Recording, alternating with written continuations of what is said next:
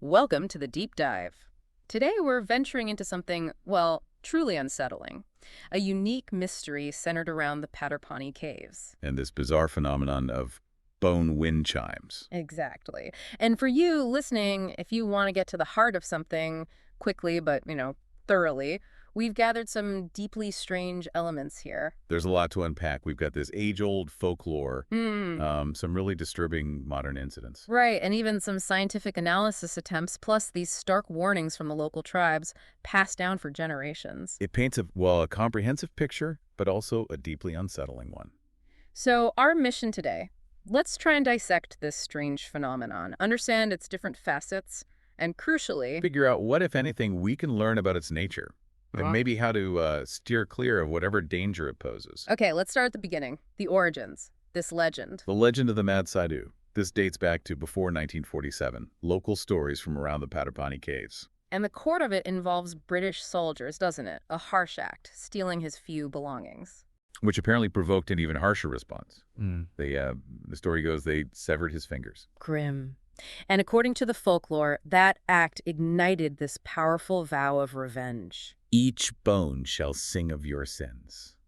That's the quote, isn't it? That's such a potent, disturbing image. Absolutely. Turning suffering into a curse. And the legend gets darker, describing tantric rituals. Using his own fingers. Yeah, stringing them on jungle vines, chanting the names of the soldiers who tormented him as he was dying. Essentially, yeah, cursing these bones to gather more. Yeah. The legend calls them instruments. Instruments. Chilling. It really makes you think about how people try to find meaning, or maybe vengeance, even in horrific circumstances. It does. And the immediate aftermath in the folklore is, well, it's specific and terrifying. The 12 soldiers. Yes, their unexplained disappearance. And the only trace left behind. Their right-hand middle fingers, just hanging from trees. That specific detail, it just adds this layer of visceral horror to the whole legend. It really does. Okay, so let's jump forward to our time. Because this legend seems to have, well, resurfaced in a terrifyingly real way. We have these accounts, these documented incidents that are deeply disturbing. The first big one, 2011. Rahul Verma, a trekker. He was hiking alone. Right. And what's truly unsettling about his disappearance is the physical evidence left behind. The GoPro. Exactly. His GoPro camera. It recorded 3 solid hours of these bone chimes. 3 hours. But the key thing is, there was no wind, right? Absolutely no discernible wind. That one detail it challenges any simple, rational explanation you try to apply. Could it have been faint air currents? Or Maybe, but for 3 hours. And given everything else, it seems highly unlikely. And then they found the actual chimes. 5 of them. 5 bone chimes that were forensically matched to his fingerprints. A concrete link, undeniable, between him and this phenomena. But it gets even more disturbing. The vine. Yes, a fresh jungle vine that had somehow grown straight through his abandoned wedding ring. That image is just profoundly haunting. Like it's binding him, assimilating him into whatever this is. It really suggests that, doesn't it? And then you have his wife's report. Oh, right. Hearing the chimes at night? Yes, hearing them playing what she recognizes their wedding song. It just pushes past the physical into this deeply personal psychological torment. Horrifying. Okay, then there's the second case we have details on. 2019. The research team, anthropologists actually. So people trained in observation, documentation, they were specifically there to study this phenomenon. You'd think they'd approach it cautiously, maybe even skeptically, and their intent was scientific. But their findings, they didn't exactly clear things up, did they? Not at all. They only deepened the mystery. They observed new bones appearing overnight. Seemingly linked to recent disappearances in the area. Correct. And they documented the chimes ringing audibly in completely still air. And the EMF spikes. Yes, spikes in electromagnetic fields that coincided precisely with each chime note. These are all incredibly unsettling observations. It really points towards something operating outside our usual understanding of, well, physics, nature. Exactly, but it's their final journal entry that's just bone-chilling. They thought the bones were learning. That's the word they used, learning, arranging themselves into a perfect C major musical scale. And they actually predicted more disappearances. Yes, they wrote that 2 more victims were needed to complete the octave. It's macabre. And then what happened to the team? They disappeared before dawn. The entire team. Oh my God. And subsequently, 8 new chimes were found, each one meticulously tuned to a different note of that C major scale. It's like their terrifying final hypothesis was tragically confirmed. It seems that way. How do you even begin to reconcile that apparent intentionality, that pattern, with the natural world? You can't really. It defies easy explanation. Yeah. So we have these stories, these modern horrors. What about the mechanics? Any theories on how this works? Well, the analysis that's been done suggests some possibilities, all deeply disturbing. Like the bones themselves. Yeah, the idea that they're unnaturally hollowed out, almost engineered to function as perfect wind instruments. Okay, that's creepy enough. But then add the description of the vines, growing through the marrow cavities, but without damaging the bone structure. That suggests some kind of bizarre, specific biological interaction. Almost symbiotic, but sinister. Precisely. And there's mention of infrasound. Low frequency sound below human hearing. Right. The idea is that these chimes might emit infrasound, which could potentially cause hallucinations. Like the whispered names people report hearing? That could be one explanation, yes. Infrasound can have subtle, weird effects on perception and emotion, even if you can't consciously hear it. Okay, that's one potential layer. But then there's this concept, the music theory of death. Yeah, that's perhaps the most profoundly disturbing element. The theory posits that each victim's final scream somehow imprints a unique musical pitch onto their bones. Seriously, that's... wow. And that dissonant chords, when the chimes sound together in a certain way, might actually predict or precede further disappearances. Like a warning signal. Or a call. Perhaps.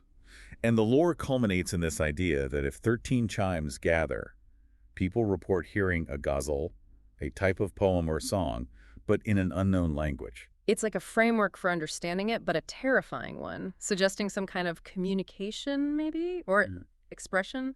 A terrifying symphony being composed by the jungle itself, as you said earlier, which brings us neatly to the tribal perspective. The people who've lived with this for generations.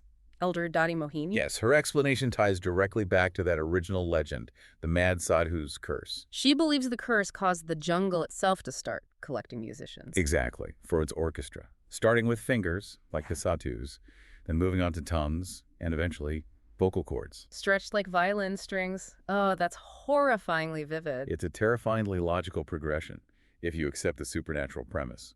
It shows this deep belief in the power of the curse, the interconnectedness of everything there. And her own missing finger, the pinky. She claims she paid her debt, as she puts it, back in 1978, and implies that Winnan granted her immunity from the chimes afterwards. Paid her debt. It adds this almost transactional layer to the horror, like there's a system, rules to this curse. It does suggest a system, yeah. A twisted kind of balance, maybe? All right. Or appeasement. Yeah.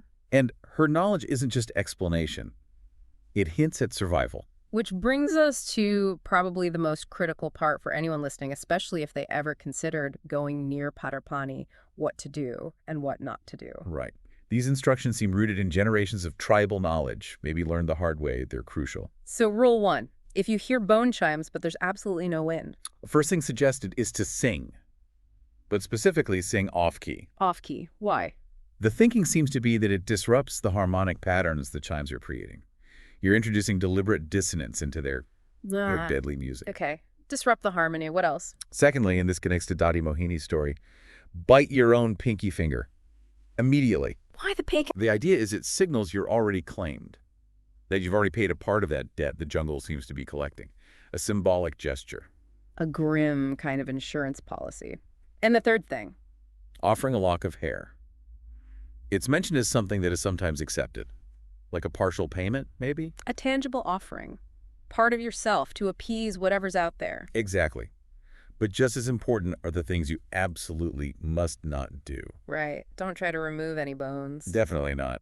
The warnings say the vines can puncture even thick gloves, implying they're reactive, dangerous to touch. Okay. Hands off. What else? Don't record the sounds, even if your instinct is to document it. Why not? Seems counterintuitive. Apparently, playing back the recording later attracts more chimes.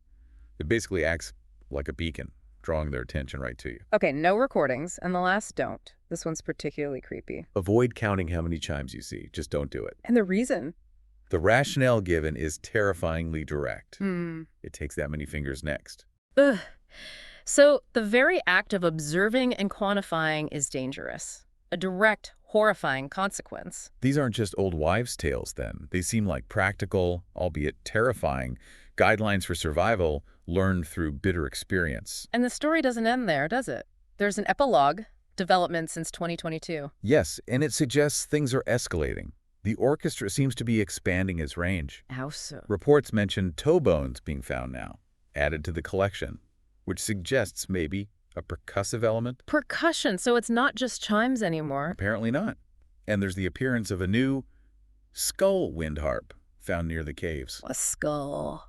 Wind harp, that indicates a growing complexity, right? A more elaborate, maybe, performance being developed. It certainly suggests that, a deeply unsettling evolution. And the park rangers, they've noticed something too. They report instances of harmonic convergence, Mm. the chimes sounding together in specific complex ways right before each new disappearance. Like a build-up, an overture to tragedy. Almost like the orchestra tuning itself before starting a new, deadly piece.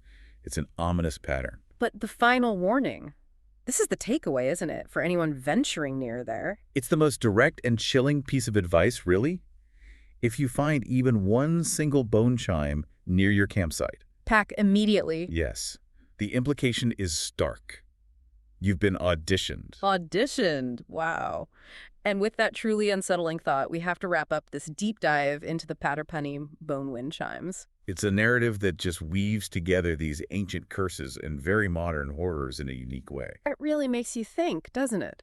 About the power of belief, maybe the limits of science in explaining everything. And the importance, perhaps, of heeding local warnings, no matter how strange they seem. Definitely.